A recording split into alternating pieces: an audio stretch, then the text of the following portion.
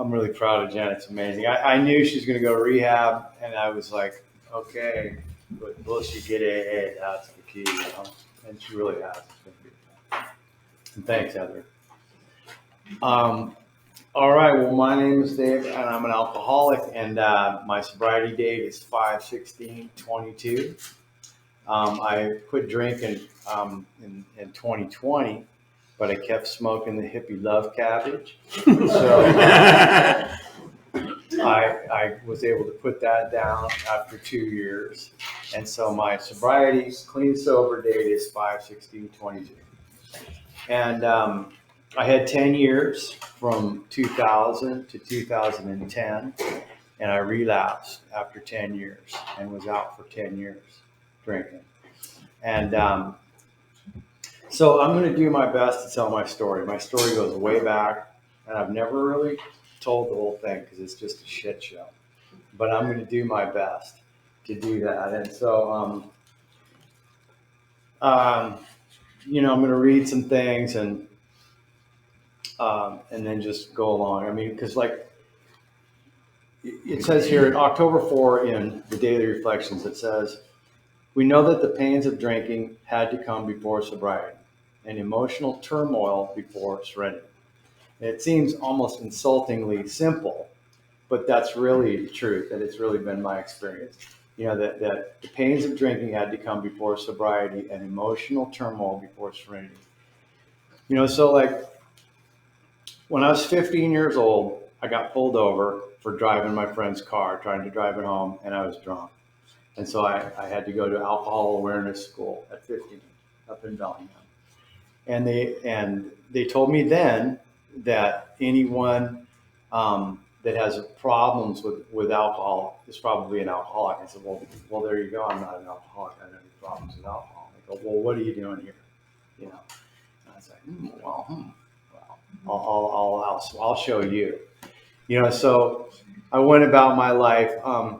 I was born in '61 in Burien to two parents that were very educated. My dad was pursuing his PhD, structural engineering. My mom had graduated cum laude from Western. And I was reading really young. I was reading at a year. I was reading and walking, and I've always read. I've been an avid reader. And so I was raised to these highly educated parents. But I had an older brother and a younger brother, and we all had our own rooms, very middle class upbringing. And so, when you went to dinner at my house, we each had our own place where we sat. My dad sat at the head of the table, my mom sat at the other end, and you did not talk unless you were spoken to. You know what I mean? And if you were asked to talk, you had to talk about what happened during that day. What did you do that day? What the fuck did you do that day? What did you add to this day? You had to finish all your food, you had to clean up after you were done, So I grew up with this notion that if I do my chores, I get good grades, I finish everything on my plate, I'm gonna have a good life. That if I gotta do my chores, and maybe I can somehow make my dad happy. But my dad drank gin, and even though he was highly educated and was pursuing, he worked for Battelle, he worked for these different companies, ultimately worked for Fluor McDaniels, and was a structural engineer for them. He's worked on a lot of prestigious projects. I was constantly trying to get his attention and make him like me, and I never really could. So we started out in Burien, then we moved to Boulder. He was pursuing his PhD. Then we moved to Idaho, and then from Idaho we moved to Richland, where he went to work for Battelle, and in the Tri-Cities.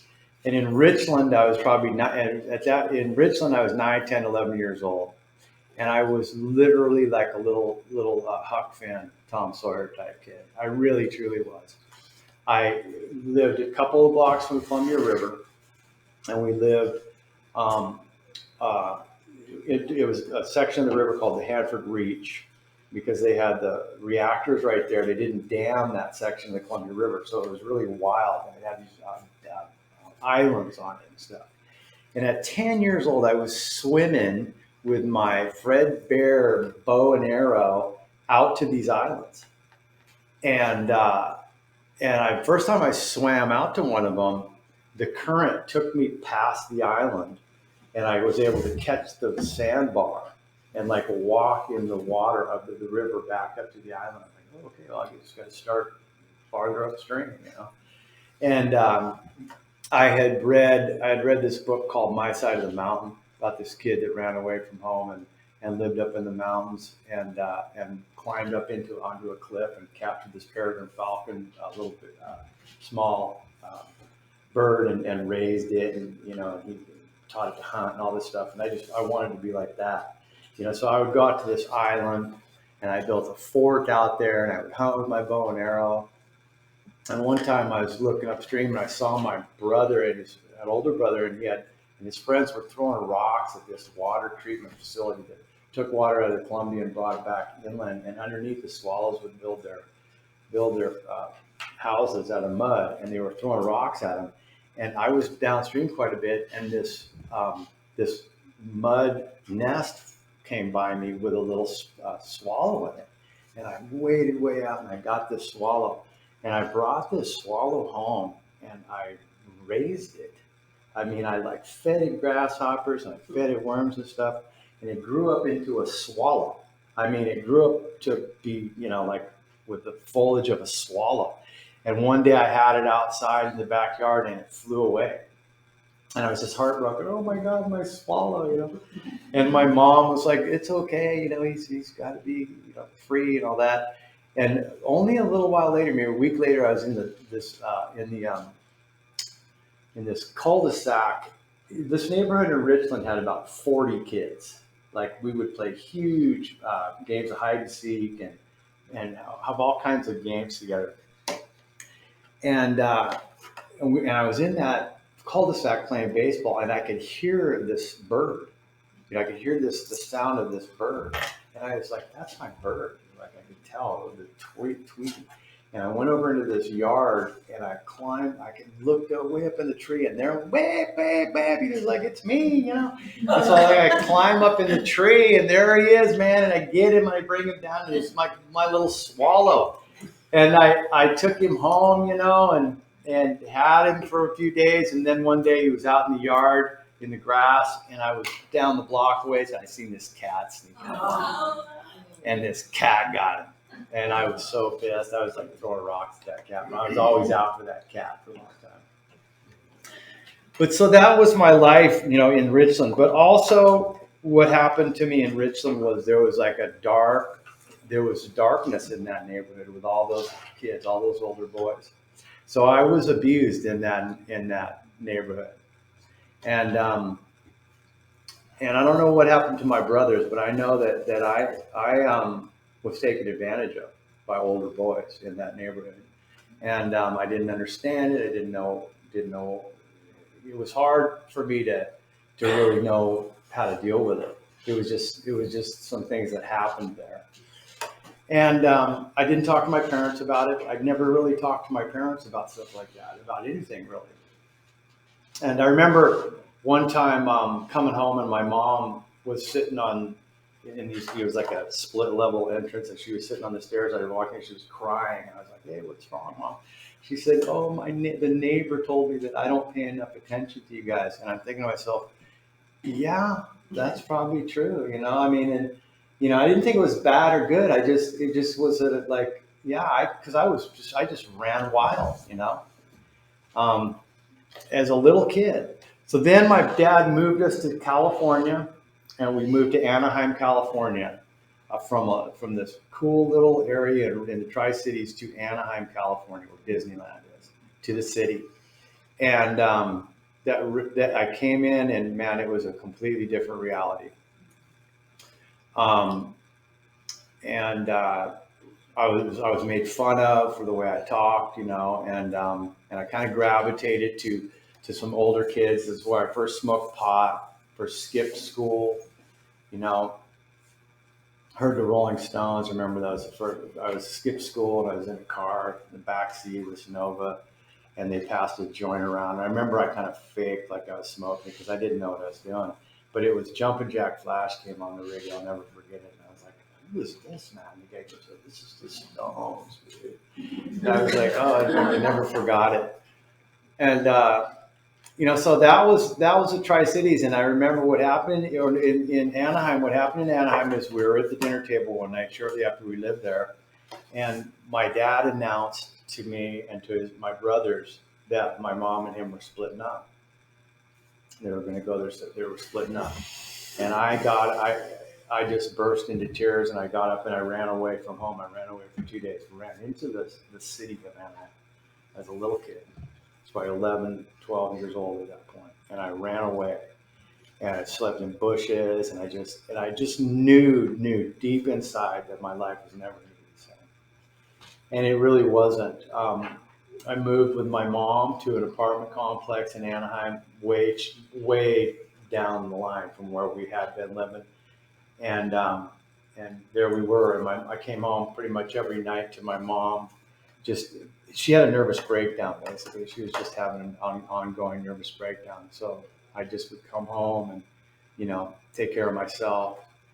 And it was me and my younger brother. My older brother stayed with my dad. And so we were at that apartment that it was more like a trailer park kind of place. And I had to walk out of that trailer park. There was only one way out to go to Mattie Lou Maxwell Elementary School, where I was in Anaheim. And I had to pass this gang of Latino girls that were at the entrance of this place. And they thought I was the cutest thing, and I had to walk by them. And they got me to inhale clear spray enamel. That was one of my first real drug experiences, was to huff spray enamel. And it was unbelievable. And they abused me, and it was living hell, really. And I didn't know what to do. I didn't tell anybody. I didn't know who to talk to. And so shortly after that, my mom said, "We're out of here," and she moved us to Bellingham. And we moved to Bellingham, and she said, "I'm going back." She had graduated from Westner, and we moved to Bellingham High School. And at this point, man, I was probably one of the most angry kids you've ever seen. I lashed out at my mom. I lashed out at anybody. I was not a happy little kid at all. And I didn't know what else to do other than just be a pissed off little shit,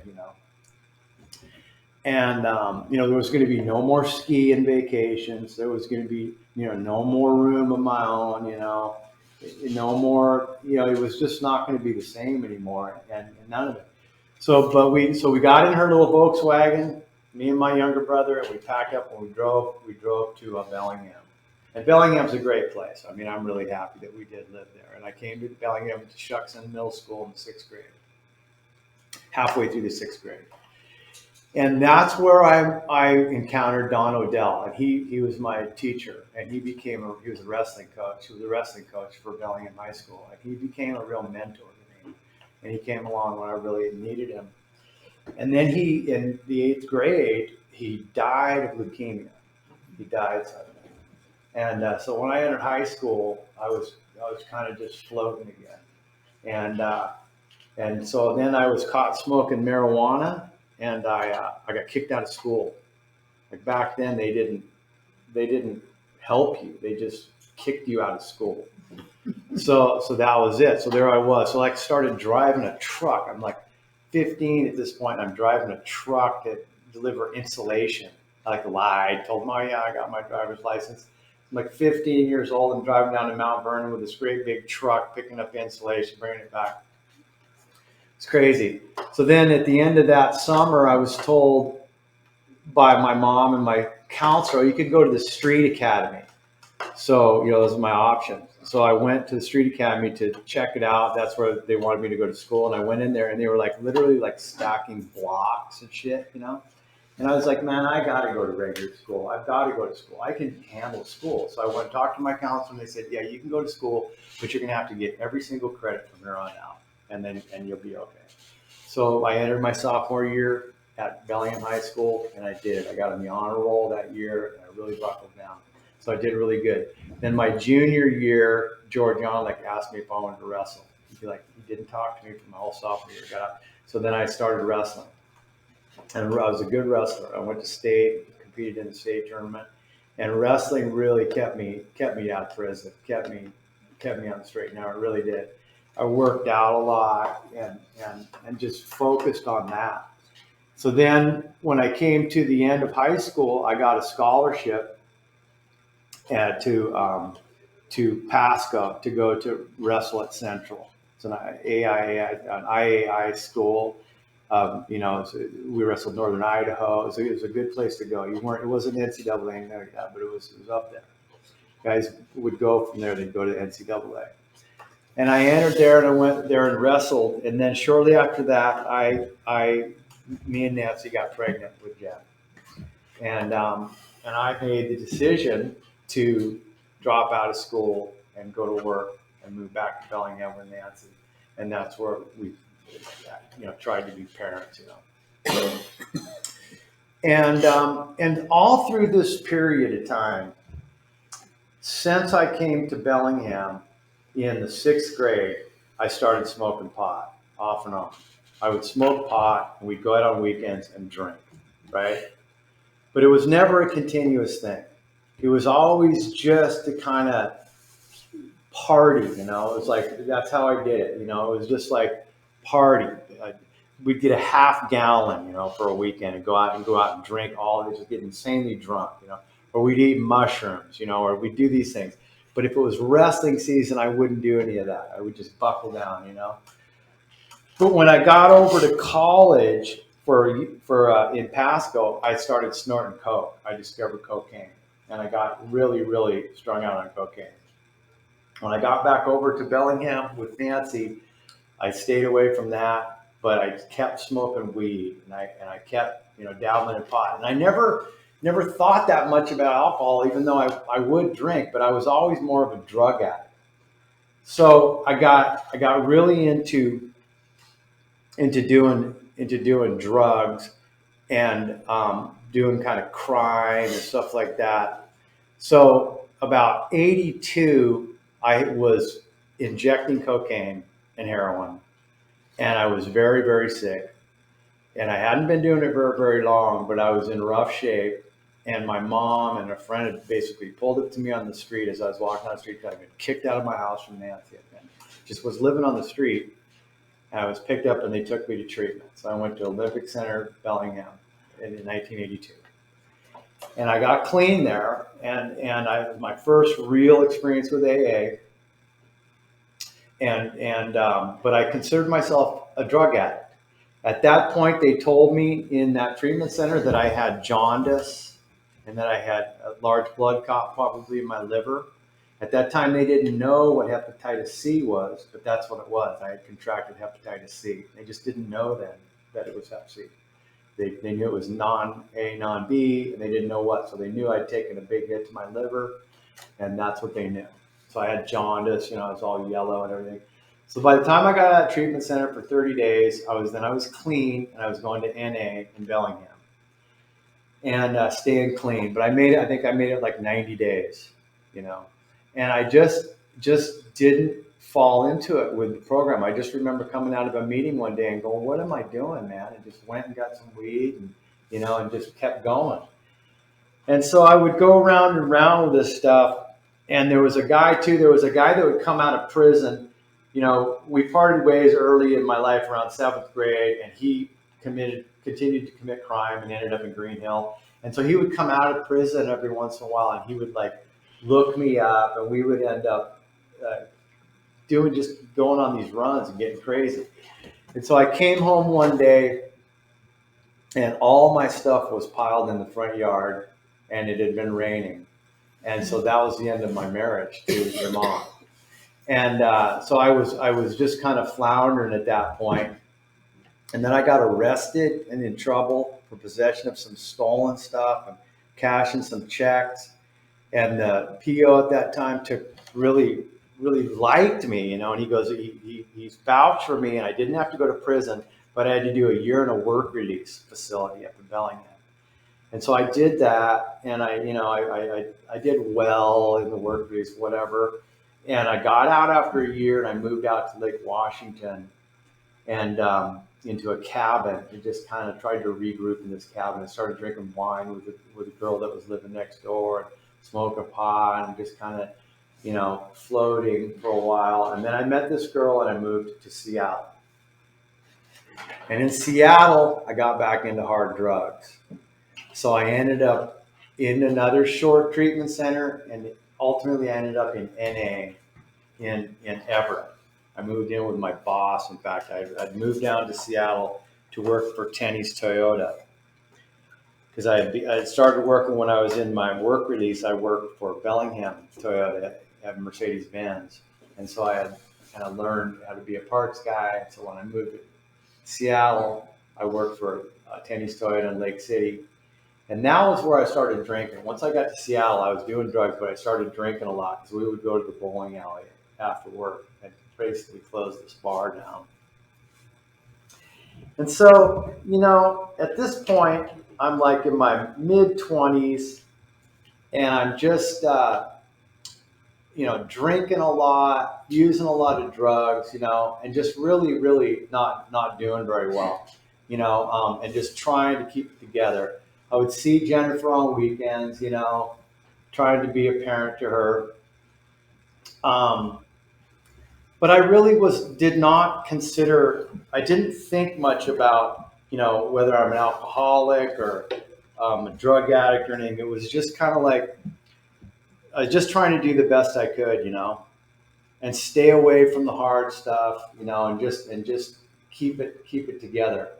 But I was, driving on the side roads, to stay away from the cops, I was, whenever I drank or used, I used too much. I didn't, I overindulged a lot. And this was all through my 20s. And then there came a point, where it was sometime it was in the 90s, I believe. I decided to go back to school. And I went back to college to get my degree. I wanted to finish college. And at the end of that college time, at the end of that summer, I took Jennifer on a hike. And Jennifer and so you were, I think, 18 at that point. 14. There you go. So she was 14, and we hiked from Highway 90 to Highway 2 on the Pacific Crest Trail. And we did this hike. And it was amazing, really. And but if you look at the pictures of me, you can tell I'm sick. There's something going on with me. And so we did that trip together. And at the end of that trip, I went back to college from like my second year up at Seattle Central. And I fell sick. I got sick. I went to the hospital. They didn't know what was wrong with me. Tests, and I just kept getting sicker and sicker and sicker. Ultimately, they figured out that my blood was hemolyzing. My blood was going into my kidneys, and it was being cut apart by these grids that were built by these protein molecules, and it was just disintegrating my blood. So I was just dying. And I was in the hospital, and they said I had membranoproliferative glomerulonephritis is the name of the illness that I had. And I was very sick. And it had been caused from hepatitis C. They figured I had contracted Hep C in 82, and my body had fought it off all these years, but it had developed an autoimmune disorder that was now attacking my blood. And so they pulsed me with Solumedrol twice, which is like, they'll classify that stuff as like leeches someday. I mean, it's so brutal. And, but anyways, long story short, I survived. But through that process, I became completely strung out on Demerol. And I was in and out of the hospital for a couple of years, really, battling this. And I was put on interferon, and I became like the poster boy for interferon because I actually defeated Hep C. Like, I don't have hepatitis C anymore from this interferon injections. But through that process, I became unbelievably strung out on Demerol. And they were giving me the Demerol. and I figured out how to work them for the Demerol. I would take my discharge summary from hospital is about this thick, and I could walk into any emergency room and just kind of throw it down and say, I have a migraine and I need to have a shot. And when they would argue with me about it, I finally went to my doctor and said, I'm sick and tired of them giving me shit about this. I need to have this Demerol. So they put this protocol in the computer so that if I showed up at an emergency room, they were to give me Demerol. And so I would get up in the morning and go to my clinic in the morning and get a 150 milligram shot of Demerol. And then I would just spend the rest of the day driving around to different emergency rooms getting shots of Demerol. It was insanity. I'd come out of blackouts off of drugs like that, and I would be in the middle of the street, like Pike Street or something, and just like passed out, in a hospital smock. I was on so many drugs at that point from this illness that I had. It was unbelievable. So ultimately, I ended up in the hospital, and the doctor that had given me all the Demerol was on vacation, and a different doctor came in. And he came in and he looked at me, and I was like over like this on the bed, and waiting for this shot. And he looked at me and he goes, do you want to keep doing this? And I just said, no, I don't want to keep doing this.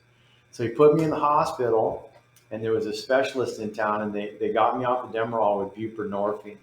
They took me way up, and then they dropped me right back down on this buprenorphine. It was like a 10-day detox. And when I got out of there, I knew I could still feel the Jones in my stomach, like I wanted more. And I got out, and I said, I'm not going to do any more Demerol. I'm not going to do this. And so I went home, and I was living in Ballard at the time, and I did not sleep for like 4 days. And, oh shit. And so then I came out of that 4 days, and I walked over to the 7-Eleven, and I got a 22-ounce Budweiser. And I fucking drank that 22-ounce Budweiser, and I slept like a baby. And that was when I started drinking. That was the beginning of my drinking. And so I drank for like another couple of years. And then at that time, I was a single dad. My son was taken from me. And so I went into rehab to get my son back. This was in 2000. And that was why I went. I went in there to get my son back because I was a dad, and I'm drinking, I'm working, I'm a mason, I work as a mason, I have every right to drink, but I want to get my son back. So I went into this treatment center, an angry, pissed off person, man. And but in that place, I got sober, and I knew I was an alcoholic. And so then I came out of there, and I started going to AA here in Seattle. And if you would ask me then, like what I thought I needed, like do you need, you need to pray or you need this, I would have said, what are you talking about, man? I need fucking cash, and I need a legal defense team, man. That's what I need, because I'm going to fucking sue some motherfuckers. That's what I'm going to do. I mean, that's how I thought. You talk about emotional turmoil. That's where I was at. I was completely torn up, but I was sober. And so with the help of my sponsor, John Summers, at that time, I started doing the steps, and I went through the book with him. And it completely changed my life. Going to meetings every single day. And then ultimately I did my 5th step. I wrote my inventory, and I wrote my inventory with the thought that when I'm done with this inventory, I'm going to do my 5th step, and I'm going to show you that this shit doesn't work. I mean, I made it as thorough as I possibly could, but I just knew it wouldn't work for me. I knew God wouldn't work for me, I had tried God. I'd given my life to Jesus when I was 18. I'd been to church and stuff, but I thought that God wouldn't help me. I didn't really, my deepest fear was that I was unlovable, And, but through that process, I really did come to know God, But when I got to the point of the 9th step, there was some amends. So my life really turned around in that 10 years. I mean, it completely changed around within quickly. Like before the first 5 years, I ended up buying a piece of property out in the Salmon Islands and moving out there and developing it, and I still have it to this day. And I was living out there, and I started a little league team, and with a pal, my good friend Seifert, and I was just taking off. I was going to meetings, and I did exactly what it says in the book. I rested on my laurels, and I thought, my shit's good, man. I'm good. You know, I'm not going to dig this stuff up. I'm not going to go make these amends to these people from my teens, you know? And so I didn't do that. And then what happened was I got reunited with my father because my father's wife died and she was his secretary. When he left my mom, he went with his secretary. Over the years, I'd gotten to love her, you know, and she was my stepmom, and she died. And so I went out there to be with my dad. And my dad told me at that time that we were going to get this huge inheritance and that he was going to help me finish my property on Lopez. He didn't do any of that, and I got completely bent out of shape at him. And I thought I'd made amends to him. You know, I'd made amends to him. Why is this happening this way, right? And then in baseball, it may seem like a little thing, but I had spent 3 years building this team. Showed him, you know, how to hit the cutoff man. You know, showed him what a beautiful lineup is. You know, showed him, you know, all about baseball, the ins and outs of baseball. And we were going for the championship against San Juan Island. We got over there, and they had brought in 12-year-olds to play on their team. And they fucking brought them in. It was like breaking all the rules, man. And I was so pissed. And so and then the economy tanked. This is about 2008. And the economy tanked. And my business, I had a stonemasonry business out in the San Juan Islands. And I was building beautiful fireplaces. I did the Pigot's house. I was doing all these beautiful jobs. And all those three things happened out there in Lopez. And I just became angry again.